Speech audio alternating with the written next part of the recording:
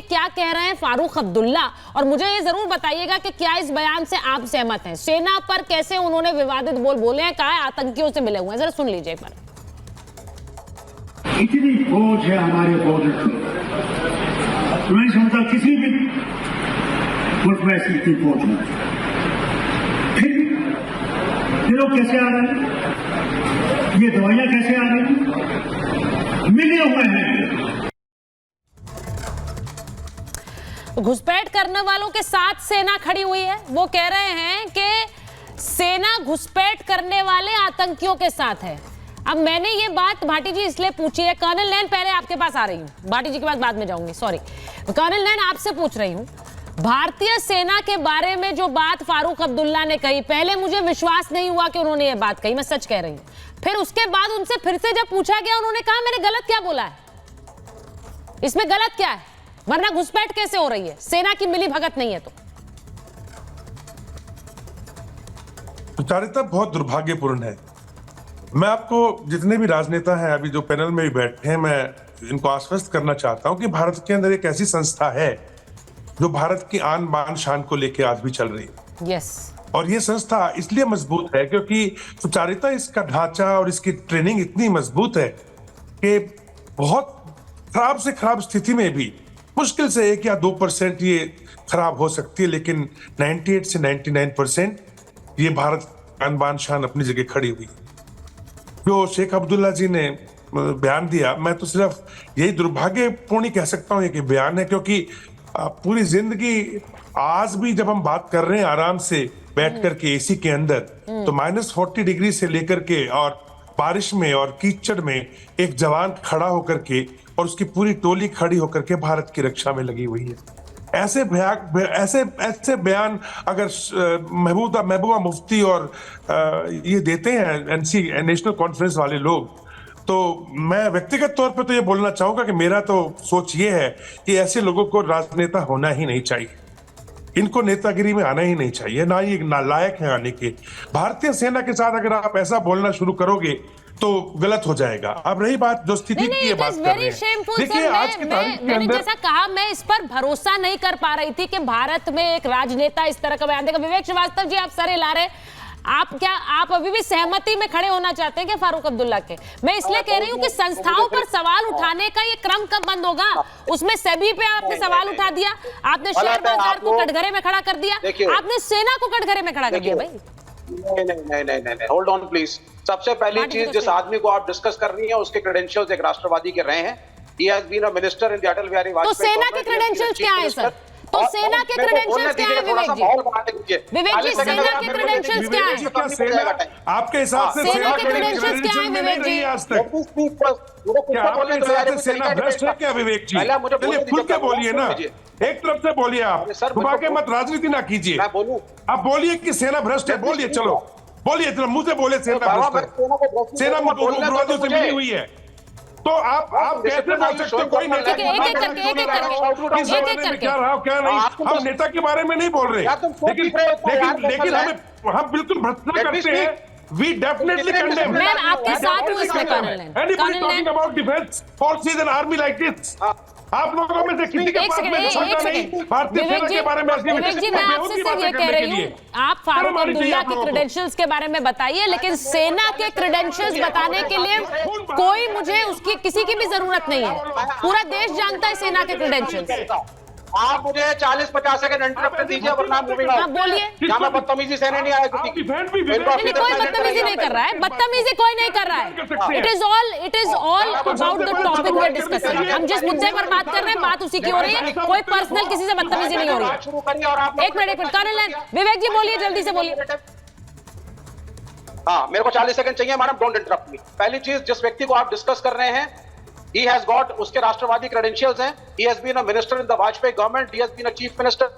वो व्यक्ति पार्लियामेंट में खड़े होकर के वंदे मातरम, भारत माता की जय बोलता है। वो व्यक्ति कहता है कि जब अयोध्या का मंदिर बनेगा तो उसकी पहली ईंट मैं पहुंचाऊंगा, number 1। Number 2, his father had a great role in the annexation of the JNK। और उनकी स्पीच शेख अब्दुल्ला की अगर आप सुनेंगी तो पेट्रियोटिज्म और नेहरू और गांधीवाद आपको दिखेगा।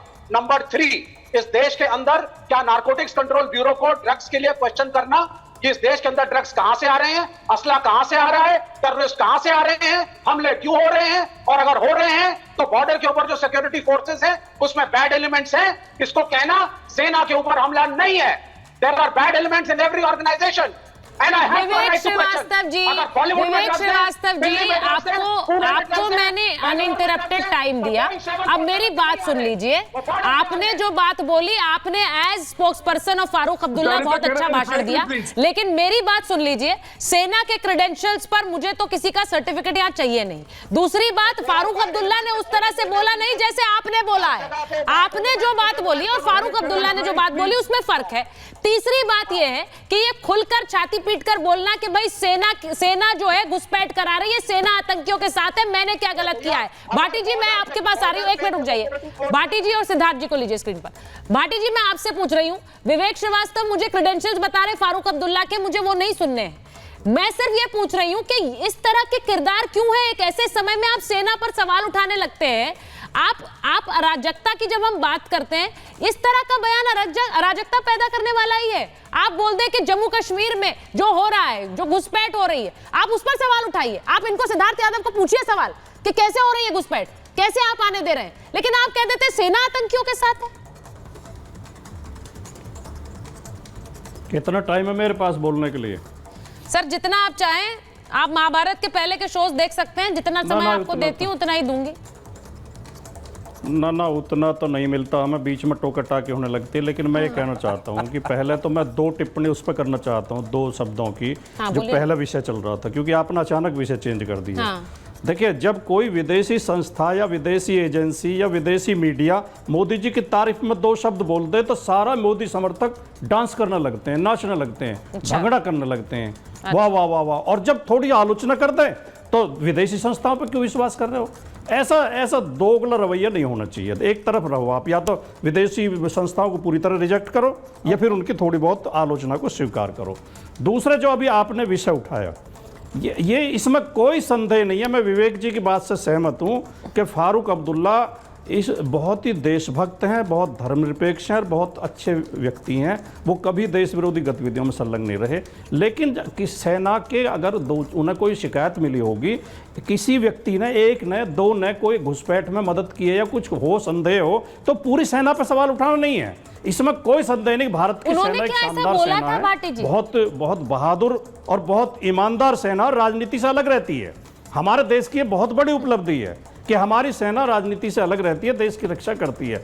लेकिन अगर कोई 1-2, अभी नोएडा में पुलिस वालों ने लूट करी, एक कैब ड्राइवर के साथ और एक महिला के साथ, उन्हें बंधक बना के उनको लूट लिया, तो क्या कहा जाएगा? मीडिया में खबर क्या आएगी? पुलिस ने लूटा। तो इससे पूरी पुलिस तो घेरे में नहीं आ जाती।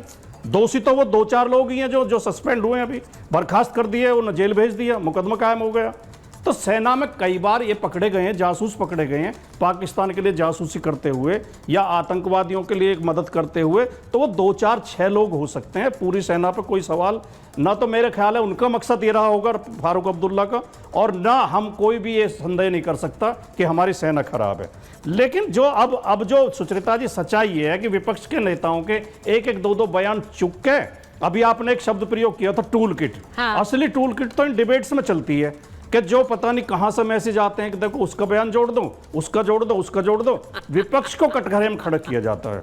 विपक्ष को सम्मान देना चाहिए लोकतंत्र में, विपक्ष की बात भी सुनी जानी चाहिए। विपक्ष भी हो सकता है देश हित में कोई सवाल पूछ रहा होगा, पूछ रहा है। मैं भाटी जी आपसे सहमत हूं, और इसीलिए मैं कह रही हूं कि आप जिस तरह से अपनी पार्टी का पक्ष रखते हैं, आपको तो कभी नहीं रोका मैंने अपनी पार्टी का पक्ष रखने के लिए या विपक्ष का पक्ष रखने के लिए। अब तो आप राहुल गांधी का भी पक्ष रखते हैं, और वो भी बड़े अच्छे ढंग से, शायद उनकी पार्टी से बेहतर ही रखते हैं, उनकी पार्टी से बेहतर, हाँ, उनका भी पक्ष रख रहे हैं। अब ये बचाव किया, फारूक अब्दुल्ला ने भी नहीं सोचा होगा कि समाजवादी पार्टी ऐसे मेरा बचाव करेगी।